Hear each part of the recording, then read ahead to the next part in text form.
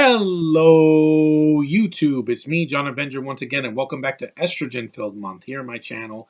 Now we're getting to the sequel, the first sequel to the Look Who's Talking franchise from 1990 when I was 5 years old. And this one has the same cast coming back, but this time they have a little girl and a baby, Julie, voiced by Roseanne Barr, even though in the end of the first film it was whatchamacallit, this lady, Joan Rivers, who did the voice. Look Who's Talking 2. Not the number 2. This is a TOO 2.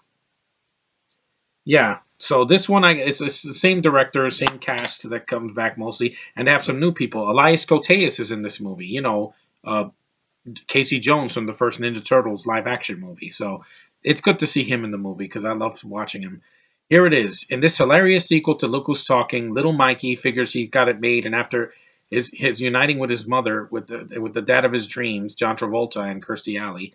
But instead of family bliss, Mikey gets the biggest surprise of his life, a baby sister. So I can relate to this because I got a baby sister in 1992. So I was very happy. I was when she was born, I was the first one to be excited about it. Anyway, Bruce Willis returns as the voice of Mikey, while it's a different kid this time because he's grown up since the first one. While Roseanne Barr's voice delivers baby Julie's delightful wisecracks. Yeah, she's in the room and she's talking. This is before Roseanne's controversy, but I won't get to that. Together, these two fast-talking tots face a series of kiddie dilemmas, including the trails of potty training, their parents' marital squabbles, and an inevitable but very funny dose of sibling rivalry. Again, I know what that feels like. And this loving family is about to learn twice the trouble is twice as much fun. And this film is much shorter than the first movie. This one is only 81 minutes long.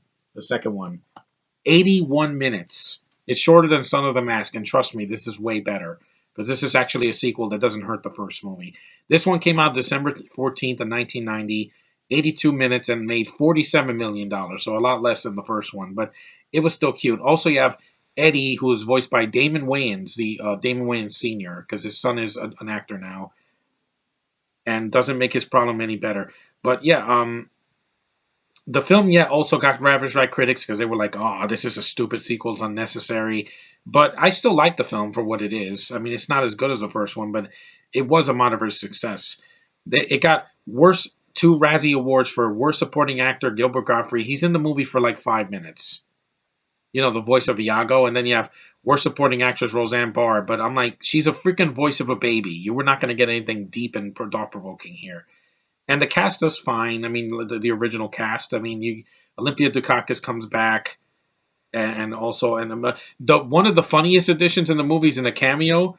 It's a freaking toilet with teeth and a mustache, voiced by freaking Mel Brooks, and it's like, "Give me some pee pee," and I'm like, "Yeah, I know that's so stupid, but it made me laugh because it's the creepiest freaking toilet you ever seen in your life." And the beginning of the movie sets its own much different than the first one because Mikey has a nightmare where his toys are coming to life and attacking him like in Poltergeist, and then he sees the toilet, and it's like, "Here's pee pee, give me some pee pee, I need that pee pee." And I'm like, it's a good looking puppet, but it's really scary. If I saw this as a kid, I probably wouldn't go to the bathroom for a year.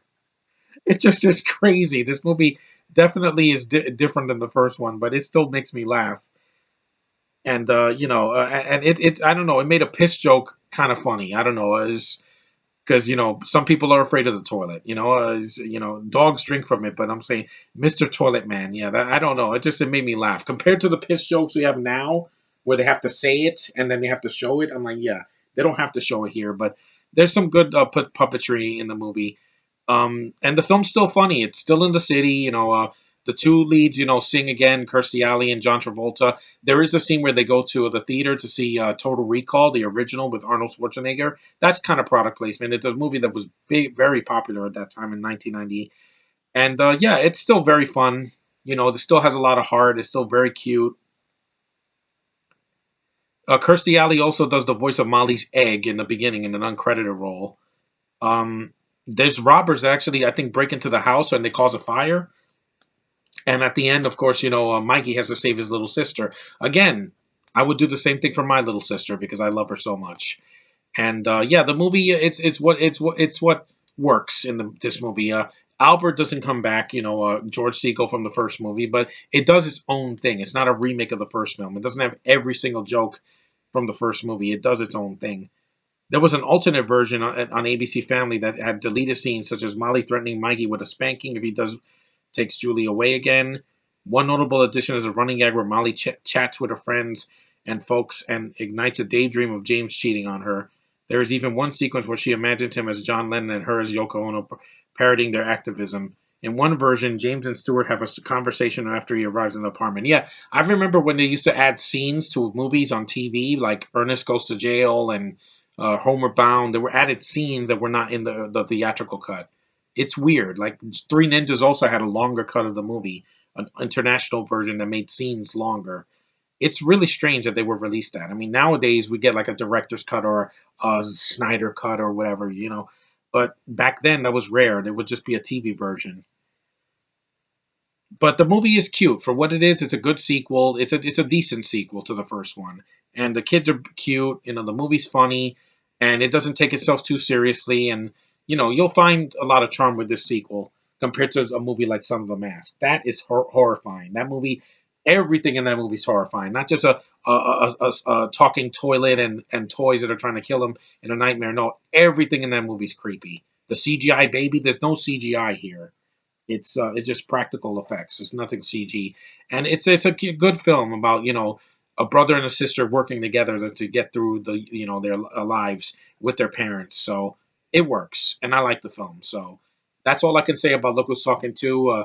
I wish there were more characters in the first movie. That's one of the cons, but it's not as good as the first one. But it's still very cute, and you'll like it if you have kids. It's a PG-13 still, so shouldn't watch this with your kids until they're old enough to understand. But it's still fun for adults to watch and teenagers. So thanks for watching, guys. Take care. And that's it for the Look Who's Talking films for now. I'll probably review the third one in July. It's a Christmas movie, so it wouldn't make sense to review it now. But these films are fun. They're worth your time, and they're very funny. And they're definitely better comedies than anything that came out last year in the theater or on VOD. But thanks for watching, guys. Later.